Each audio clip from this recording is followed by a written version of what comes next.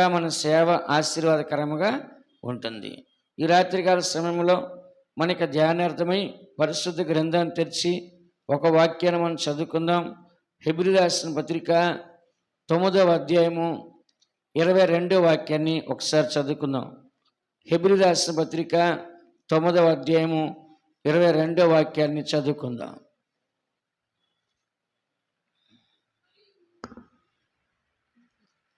చదువు సాత్విక్, మైక్ పెట్టి మైక్ పెట్టి.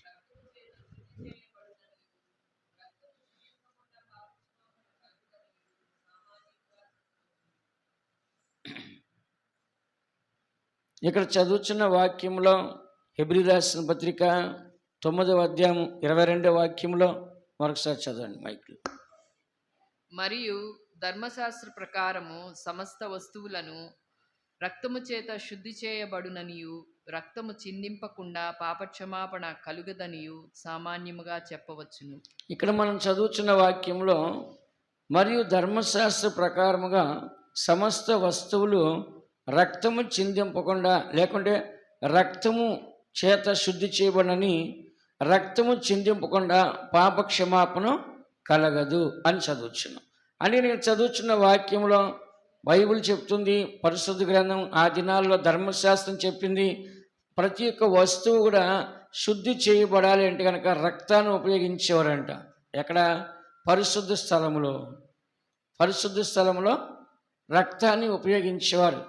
కాబట్టి రక్తం అంటే ప్రాణము. ఎందుకు ఆ ప్రాణము? పాప క్షమాపణ కోసం. దేనికోసం అంట?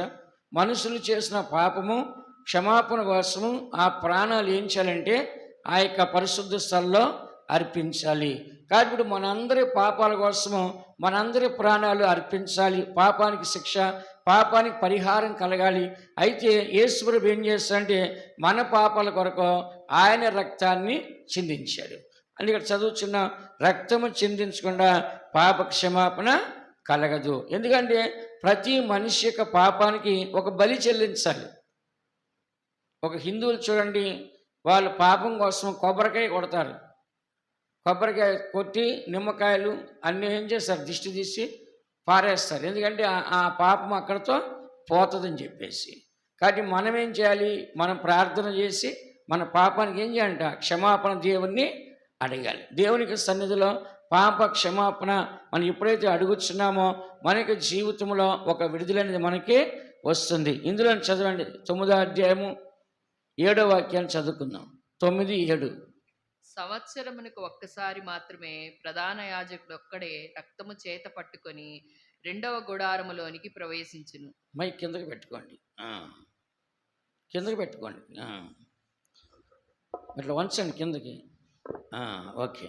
ఇక్కడ మనం చదువుతున్న వాక్యంలో సంవత్సరమునకు ఒక్కసారి మాత్రమే ప్రధాన యాజకుడు ఒక్కడే రక్తము చేత పట్టుకొని 2వ గుడారంలోనికి ప్రవేశించును. ఆ రక్తము తన కొరకును ప్రజల అజ్ఞాన కృత్యముల కొరకును అతడు అర్పించును. కాబట్టి సంవత్సరానికి ఒకసారి అందరి పాపాల కోసం ఏం చేయాలంటే ఈ యొక్క రక్తాన్ని తీసుకొని అతి పరిశుద్ధ స్థలంలోకి వెళ్ళాలి. సంవత్సరానికి ఒక్కసారి. కాబట్టి సంవత్సరం అంతా చేసిన పాపానికి ఏం చేయాలంటే అతి పరిశుద్ధ స్థలంలోకి వెళ్ళి ప్రధాన యాజకుడు ఏం చేయాలంటే రక్తాన్ని చిందించాలి. అందుకని ఇక్కడ చదువుతున్న వాక్యంలో రక్తము చిందించకుండా పాప క్షమాపణ కలగదు. ఇందులో 12వ వాక్యం చూడండి. 12వ వాక్యం. మేకల యొక్కయు కోడెల యొక్కయు రక్తంతో కాక తన స్వరక్తంతో ఒక్కసారే పరిశుద్ధ స్థలంలో ప్రవేశించెను. చాలు. ఇక్కడ మనం చదువుతున్నాం, మేకల యొక్కయు కోడెల యొక్కయు రక్తముతో కాక తన స్వరక్తముతో ఒక్కసారి పరిశుద్ధ స్థలంలోకి యేసు ప్రభు ప్రవేశించాడు. ప్రజలందరి పాపాల కోసము సంవత్సరానికి ఒకసారి ప్రధాన యాజకుడు ఏం చేస్తాడంటే రక్తాన్ని తీసుకొని గొర్రెల యొక్క మేకల యొక్క రక్తాన్ని తీసుకొని ప్రజల పాపం కొరకు తన పాపం కొరకు పరిశుద్ధ స్థలంలోకి వెళ్ళి ఆ రక్తాన్ని చిందించి వస్తే వీళ్ళందరి పాపాలు క్షమాపణ కలుగుతాయి. కానీ ఇలాగ ప్రతి సంవత్సరం చేయాల్సి వస్తుంది. కానీ యేసు ప్రభు ప్రతి సంవత్సరం చేయాల్సిన అవసరం లేకుండా ఆయన ఏం చేశారంటే ఆయన సొంత రక్తం తీసుకొని ఒక్కసారి అతి పరిశుద్ధ స్థలంలోకి ప్రవేశించి మనందరి యొక్క పాపాలకి క్షమాపణ కలిగించున్నాడు. అందుకే ఇప్పుడు మనకి క్షమాపణ కావాలంటే ఏం కావాలి? మనకి రక్తము కావాలి. ఎవరి రక్తం కావాలి? యేసు రక్తము. ఆయన జీవిత కాలానికి సరిపడా రక్తాన్ని ఏం చేశాడు? చిందించాడు. అందుకని మన జీవిత కాలానికి సరిపడా రక్తాన్ని ఆయన చిందించాడు. కాబట్టి ఆ రక్తం మన నిమిత్తము అది చిందించబడి మనకు పాప క్షమాపణ కలిగిస్తుంది. మత్తయి సువార్త 26 అధ్యాయంలో కూడా మీరు చదవచ్చు. మత్తయి సువార్త 26వ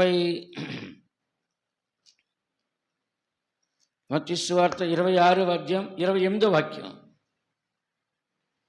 ఇది నా రక్తము అనగా పాపక్షమాపణ నిమిత్తము అనేకుల కొరకు చిందింపబడుచున్న నిబంధన రక్తము. ఇక్కడ మనం చదువుతున్నాం, యేసు ప్రభు చెప్తున్నాడు, ఇది నా రక్తము అనగా పాప క్షమాపణ నిమిత్తము అనేకుల కొరకు చిందించబడుచున్న నిబంధన రక్తము. అంటే ఇక్కడ చూసినట్లయితే యేసు ప్రభు రక్తము క్రొత్త నిబంధన అని రాస్తుంది. ఇక్కడ చూడండి, నిబంధన అనేది ఇక్కడ ఏమని రాస్తుంది? క్రొత్త నిబంధన అని రాస్తుంది. అంటే ఏంటి? పాత నిబంధనలో ప్రధాన యాజకుడు ప్రతి సంవత్సరం రక్తం పట్టుకెళ్ళాలి. కానీ క్రొత్త నిబంధనలో ఒక్కసారి, ఎన్నిసార్లు అంటే ఒక్కసారి యేసు తన రక్తాన్ని అర్పించి తన ప్రాణాన్ని అర్పించి ఆయన ఏం చేస్తాడంట? కల్వారిక శిలువలో మరణించాడు. అందుకే ముందుగా చెప్తున్నాడు, ఈ రక్తము నా రక్తము అనేకుల యొక్క పాప క్షమాపణ కొరకు చిందించబడుచున్న క్రొత్త నిబంధన రక్తము. అందుకని ప్రతి దేవుని బిడ్డ గుర్తించాల్సి అంటే యేసుక్రీస్తు యొక్క రక్తము మన పాప నుంచి విడిపించి మనల్ని నీతిమంతులుగా మారుస్తుంది. ఎలా మారుస్తుందంట?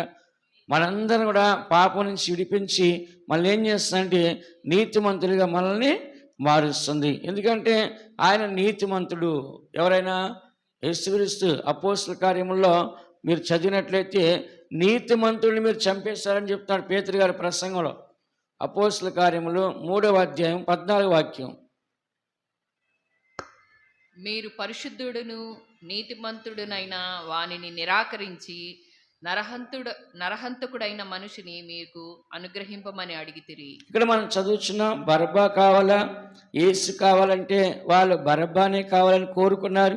పరిశుద్ధుడు నీతిమంతుడైన వారిని నిరాకరించి యేసు ప్రభువుని చంపేయండి, మాకు అవసరం లేదు, బరబ్బా కావాలి నరహంతకుడని కోరుకున్నారు. ప్రజలు నీతిని కోరుకున్నారా? పాపిని కోరుకున్నారా? ఒక పాపిని కోరుకున్నారు, ఒక నరహంతకుడిని కోరుకున్నారు. కాబట్టి ఇక్కడ యేసు ప్రభు యొక్క ఎందుకు నీతిమంతుడు ఏంటి చంపబడ్డాడంటే మన కొరకు. మనల్ని నీతిమంతులుగా మార్చాలంటే ఆయన చంపబడాలి. అనీతిమంతులైన మనల్ని నీతిమంతులుగా మార్చడానికి ఆయన వచ్చాడు. మొదటి పేతురు రాసిన పత్రిక 3వ అధ్యాయంలో మీరు ఆ మాట చదవచ్చు. అనీతిమంతులైన మన కొరకు నీతిమంతులుగా దేవుని తెచ్చగా ఆయన మరణించాడు. మొదటి పేతురు 3వ అధ్యాయము 18వ వాక్యాన్ని చదువుకుందాం. ఏలైనగా మనలను దేవుని యొద్దకు తెచ్చుటకు అనీతిమంతుల కొరకు నీతిమంతుడైన క్రీస్తు శరీర విషయంలో చంపబడి ఆత్మ విషయంలో బ్రతికింపబడి పాపము విషయంలో ఒక్కసారి శ్రమపడెను. ఇక్కడ మనం చదువుతున్న వాక్యములో మనలను దేవుని యొద్దకు తెచ్చుటకు అనీతిమంతుల కొరకు నీతిమంతుడైన క్రీస్తు శరీరములో చంపబడి ఆత్మ విషయంలో బ్రతికించబడి పాపముల విషయమై ఒక్కసారి శ్రమ పొందాడు. కాబట్టి అనీతిమంతులైన మన కొరకు నీతిమంతుడైన క్రీస్తు పాపముల విషయం ఆయన ఏం చేస్తాడంటే చంపబడ్డాడు. ఎవరి కోసము? మన కోసము. పాప విషయమై శరీరములో చంపబడి ఆత్మ విషయంలో బ్రతికించబడి. కానీ మన కోసము ఆ శరీరాన్ని పరిశుద్ధమైన రక్తాన్ని మరి బలిగా అర్పించి ఆయన మన కొరకు చంపబడి తిరిగి మళ్ళా ఆయన ఆత్మలో బ్రతికించి ఆయన కూడా ఆత్మలో బ్రతికి ఆయన దేవుని యొద్దకు వెళ్ళి ఉన్నాడు. అందుకనే మనం మనకి జీవితంలో అనీతిమంతులుగా మనం ఉంటున్నాము. కాబట్టి నీతిమంతులుగా ఉన్న మనము దేవుని కొరకు జీవించాలి. మనందరూ కూడా నీతి నిమిత్తము శ్రమ పడినప్పటికీ మన ధన్యులమే. పైన 14వ వాక్యం చదవండి. మీరొకవేళ నీతి నిమిత్తము శ్రమపడినను మీరు ధన్యులే. వారి బెదిరింపునకు భయపడుకుడి, కలవరపడకుడి. ఇక్కడ మనం చదువుచున్నాము, మనందరం కూడా మనము నీతి నిమిత్తము శ్రమ పడినను మనం ధన్యులమే. కాబట్టి మనం ఎప్పుడు కూడా నీతిమంతులుగా జీవిస్తున్నప్పుడు ఆపదలు వస్తాయి, శ్రమలు వస్తాయి. నీతి నిమిత్తం హింసించబడి వారు ధన్యులు. వారు ఏమవుతారంట, పరలోక రాజ్యానికి వెళ్తారు. ఆ మాట చదివిన మత్తయి సువార్త 5వ అధ్యాయంలో మీరు చదివితే, మనం పరలోక రాజ్యంలో దేవునితో ఉండాలంటే కనుక నీతి నిమిత్తం మనం హింసించబడతాము. 10వ వాక్యం, 5వ అధ్యాయం 10వ వాక్యం.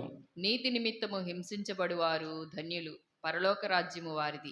నీతి నిమిత్తము శ్రమలు పడవచ్చు, నీతి నిమిత్తము హింసలు పడవచ్చు, నీతి నిమిత్తము ఆపదలు పడవచ్చు. అయితే దేవుడు మనకేమిస్తాడంటే ధన్యులమని చెప్పేది కారణము పరలోక రాజ్యాన్ని మనకి ఇస్తున్నాడు. ఏమిస్తాడంటే పరలోక రాజ్యాన్ని. కింద 11వ వాక్యంలో, నా నిమిత్తము జనులు మేము నిందించి హింసించి మీ మీద అబద్ధముగా చెడ్డ మాటలలో పలికినప్పుడు మీరు ధన్యులు, సంతోషించి ఆనందించుడి, పరలోకమందున్న మీ ఫలము అధికమగును. కాబట్టి దేవుడు హింస పడాలన్నాడా వద్దన్నాడా? పడాలి. శ్రమలు పడాలన్నాడా వద్దన్నాడా? పడాలి. ఆపద పడాలన్నాడా వద్దన్నాడా? పడాలి. శ్రమల్లో, హింసల్లో, బాధల్లో మనం వెలిసినప్పుడు దేవుడు మనకి పరలోక రాజ్యాన్ని ఇస్తాడు. అనేక శ్రమలు అనిపించి దేవుని రాజ్యంలో మనం ప్రవేశించాలని వాక్యం చెప్తుంది. కాబట్టి ఇక్కడ చదువుతున్న వాక్యంలో మనం వెళ్ళాలి అన్ని మార్గాల్లో. యేసుడు మనకు ముందుగా నీతిమంతుడిగా ఉండి ఆయన హింసించబడ్డాడు లేదా? హింసించబడ్డాడు. దూషించబడ్డాడు లేదా? దూషించబడ్డాడు. శ్రమపరచబడ్డాడు లేదా? శ్రమ పెట్టబడ్డాడు. కానీ ఆయన మనకు ముందుగా వెళ్ళాడు, మనకు మాదిరి చూపించాడు. కాబట్టి మనం నీతిమంతులు జీవిస్తే ఇలాంటి కష్టం వస్తేమో, అలాంటి కష్టం వస్తేమో, వాళ్ళు నిందిస్తారేమో, దూషిస్తారేమో, శ్రమ పడతారేమో, హింస పెడతారేమో మనం భయపడకూడదు. విన్నారా? వెళ్ళాల్సింది ఆ మార్గంలో. చావైనా బ్రతికైనా క్రీస్తే, బ్రతికినా క్రీస్తే, చావైనా క్రీస్తే. బ్రతికితే క్రీస్తు ఉంటాను, చనిపోతే పరలోకానికి వెళ్ళి క్రీస్తు ఉంటాను. బ్రతికితే క్రీస్తు కూడా జీవిస్తాను, చనిపోతే క్రీస్తు కూడా ఉంటాను. అందుకని ఇక్కడ చదువుతున్న వాక్యంలో మనం పరలోక రాజ్యానికి వెళ్ళాలంటే, నీతిమంతులుగా జీవించాలంటే రక్తము కావాలి. ఏం కావాలంట? రక్తం ఉంటేనే మనం నీతిమంతులుగా మారుతాం. రక్తము లేకుండా నీతిమంతులుగా మనము మారలేము. చదవండి, రోమరాసు పత్రిక 5వ అధ్యాయం 9వ వాక్యం. రోమ 5:9. రోమరాసు పత్రిక 5వ అధ్యాయం 9వ వాక్యం చదువుకుందాం. కాబట్టి ఆయన రక్తము వలన ఇప్పుడు నీతిమంతులముగా తీర్చబడి మరింత నిశ్చయముగా ఆయన ద్వారా ఉగ్రత నుండి రక్షించబడుదుము. ఇక్కడ మనం చదువుతున్న వాక్యంలో ఆయన రక్తం వలన ఇప్పుడు నీతిమంతులుగా తీర్చబడి మరింత నిశ్చయముగా ఆయన ఉగ్రతను మనము రక్షింపబడదు. కాబట్టి ఇప్పుడు మనం నీతిమంతులుగా తీర్చబడుతున్నాం అంటే దేని ద్వారా? చెప్పండి, దేని ద్వారా అంట? యేసు రక్తము ద్వారా. దేని ద్వారా అంట? యేసు రక్తము ద్వారా మనం ఏమవుతుందంటే నీతిమంతులుగా తీర్చబడుచున్నాం. అంటే యేసు రక్తము నీతి రక్తం కాబట్టి ఆ రక్తము తాగితే మనకి ఏమొస్తుందంట? నీతి మనకు వస్తుంది. ఇప్పుడు ఒక మనిషికి రక్తం కావాలి, ఆ రక్తాన్ని మనము షుగర్ వ్యాధి ఉండే ఒక రక్తాన్ని తీసుకెళ్ళి ఎక్కిస్తే ఏమొస్తుంది వాడికి? చెప్పండి. షుగర్ వ్యాధి ఉండే వాడు రక్తాన్ని తీసుకెళ్ళి రక్తం కావాల్సినకి ఎక్కిస్తే ఏమొస్తుంది? షుగర్ వస్తుంది. లేదు వాడికి కరోనా వ్యాధి ఉంది, వాడు రక్తాన్ని తీసుకెళ్ళి ఎక్కిస్తే ఏమొస్తుంది?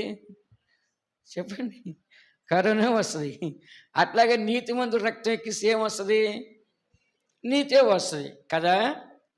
అందుకని ఇప్పుడు రక్తం చెక్ చేసే తీసుకున్నారు. ఎవరికైనా ఆల్కహాల్ రక్తం తీసుకోవట్లేదు ఇప్పుడు. మళ్ళీ ఎవరైనా మంచి వ్యక్తి అయితేనే రక్తం తీసుకున్నారు. ఎందుకంటే ఆ రోగాలన్నీ ఏమైతాయంట ఈ వ్యక్తికే వచ్చేస్తాయి. వాళ్ళు ఆ రక్తం తాగిన తర్వాత కొంతమందికి వీళ్ళ ఒళ్ళు నల్లగా అయిపోవటమో రకరకాలుగా అయిపోతుంది.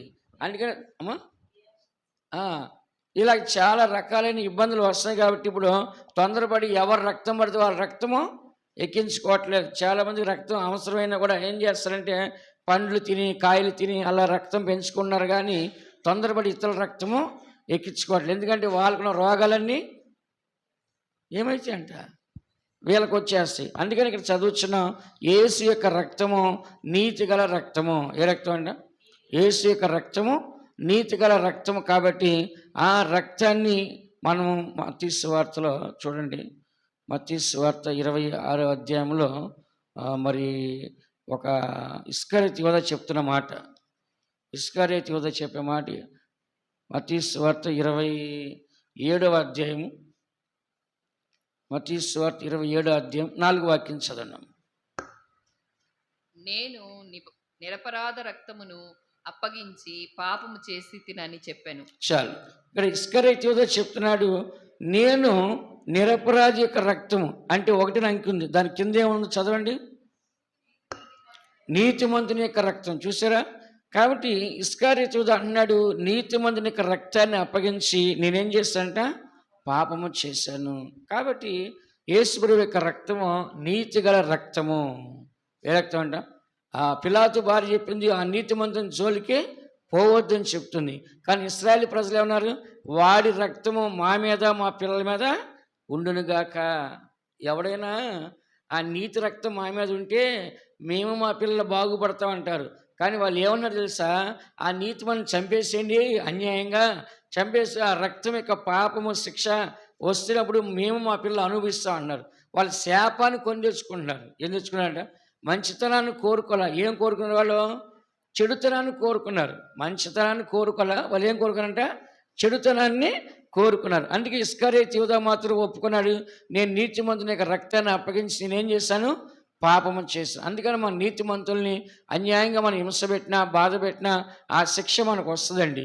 ఎందుకంటే తప్పు చేయలేదు, వాళ్ళని అన్యాయంగా మనం చేసేవాడు ఆ శిక్ష మనకే వస్తుంది. తప్పు చేసే వాడికి ఏం చేసినా శిక్ష వేస్తే తప్పు లేదు. తప్పు చేయని వాడికి శిక్ష వేస్తే ఏమైందంట, అది తిరిగి మనకే వస్తుంది. అందుకని మనందరం కూడా యేసుని యొక్క రక్తము మనల్ని ఏం చేస్తుందంటే నీతిమంతులుగా మారుస్తుంది. రోమరాసు పత్రిక 3వ అధ్యాయము 26వ వాక్యం మీరు చదివినట్లయితే, రోమరాసు పత్రిక 3:26, క్రీస్తు యేసు రక్తమునందలి విశ్వాసము ద్వారా ఆయనను కరుణాధారముగా బయలుపరచెను. దేవుడిప్పటి కాలమందు తన నీతిని కనబరచు నిమిత్తము తాను నీతిమంతుడును యేసునందు విశ్వాసము గలవారిని నీతిమంతునిగా వాడునై ఉండుటకు ఆయన అలాగు చేసెను. చాలు. ఇక్కడ మనం చదువుతున్నాం, క్రీస్తు యేసు రక్తం వలన విశ్వాసము ద్వారా ఆయనను కరుణాధారముగా బయలుపరచెను. దేవుడు అప్పటి కాలమందు లేకుంటే దేవుడు ఇప్పటి కాలమందు తన నీతిని కనుపరచు నిమిత్తము తాను నీతిమంతుడు యేసునందు విశ్వాసం ఉంచే వారిని నీతిమంతులుగా తీర్చేవాడై ఇండుటకు. కాబట్టి ఇక్కడ మనం చదువుచున్న దేవుడు ఇప్పటి కాలంలో మనందరు నీతిమంతులుగా తీర్చాలంటే కనుక యేసు రక్తము ద్వారా ఆయన మన నీతిమంతులుగా తీరుస్తున్నాడు. అందుకే దినాల్లో మనం పాపము చేసినప్పుడు, మనం పొరపాటు చేసినప్పుడు, మనం తప్పిదం చేసినప్పుడు, ప్రభా నీ రక్తంతో నన్ను కడిగి నన్ను నీతిమంతులుగా మార్చండి, నా పాపాన్ని క్షమించనని చెప్పి మనం ఎవరిని అడగాలి? దేవుణ్ణి అడగాలి. ఇంకెవరినైనా వెళ్ళి నా పాపం కొరకు నీ రక్తాన్ని చిందించండి, చిందిస్తారా? నా కొరకు నువ్వు ప్రాణం పెట్టండి, ప్రాణం పెడతారా? మా అందరి కొరకు నువ్వు చచ్చిపోతే మంచిది, నువ్వు చచ్చిపోతావు అని అడుగుతారా? అడగరు. కానీ ప్రజలందరి కొరకు చనిపోవాల్సింది ఎవరో? ఒక నీతిమంతుడు. యోహాను సువార్త 11వ అధ్యాయంలో మీరు చదివినట్లయితే ప్రజలందరి కొరకు ఒక నీతిమంతుడు చనిపోవాలని కోరుకున్నారు. 50వ వాక్యం, 11వ అధ్యాయం 50వ వాక్యం. మన జనమంతయు నశింపకుండునట్లు ఒక మనుష్యుడు ప్రజల కొరకు చనిపోవుట మీకు ఉపయుక్తమని మీరు ఆలోచించుకొనరు. చాలు. ఇక్కడ మనం చదువుతున్నాం, మన జనమంతయు నశింపకుండానట్లు ఒక మనుష్యుడు ప్రజల కొరకు చనిపోవట ఉపయుక్తము. కాబట్టి ఇక్కడ ప్రజలందరి నిమిత్తం చనిపోవాలి. ఎవరు చనిపోవాలి? నీతిమంతుడు చనిపోవాలి. ఎవరు చనిపోవాలంట? ఒక పాపి చనిపోతే ఏం ప్రయోజనం? ఒక తాగుబోతుడు వచ్చి, ఒక దొంగ వచ్చి, ఒక నరహంతకుడు వచ్చి, ఒక వ్యభిచారి వచ్చి మన కొరకు చనిపోతే ఏమైనా ప్రయోజనం ఉందా? ఇప్పుడు ఒక నరహంతకుడినో ఒక తాగుబోతుడినో ఏం చేస్తారు? ఉరి శిక్ష వేస్తారు. వాడి గురించి ఎవరైనా బాధపడతారా? చెప్పండి. ఒక దుర్మార్గుడిని ఉరి శిక్ష వేస్తే ఎవరైనా బాధపడతారా? బాధపడరు. అదే ఒక నీతిమంతుడిని, ఒక మంచివాడికి అన్యాయంగా శిక్ష వేస్తే ఏం చేస్తారు? అందరూ బాధపడతారు, అయ్యో మంచి వ్యక్తిని చంపేస్తున్నారే అని చెప్పేసి. కాబట్టి ఇక్కడ చదువుతున్న వాక్యంలో రక్తము చిందించకుండా పాప క్షమాపణ కలగదు. కాబట్టి దేవుడు మనకి జీవితంలో పాప క్షమాపణ కలిగించడానికి ఆయన రక్తాన్ని మన కొరకు చిందించాడు. కాబట్టి మనందరం కూడా నీతిమంతులుగా మార్చబడాలి. పరలోక రాజ్యంలో దేవుని ఎదుట మనం ఉండాలంటే కనుక రక్తం అనేది చిందించబడాలి. ఆ రక్తము నీతిమంతులైన యేసు రక్తం మాత్రమే. ఎవరి రక్తం అంట చెప్పండి? యేసు రక్తం మాత్రమే చిందించబడాలి. ఎందుకంటే మనం ప్రసంగి గ్రంథము 7వ అధ్యాయం 20వ వాక్యం చదివినట్లయితే, ప్రసంగి 7:20 చదవండి.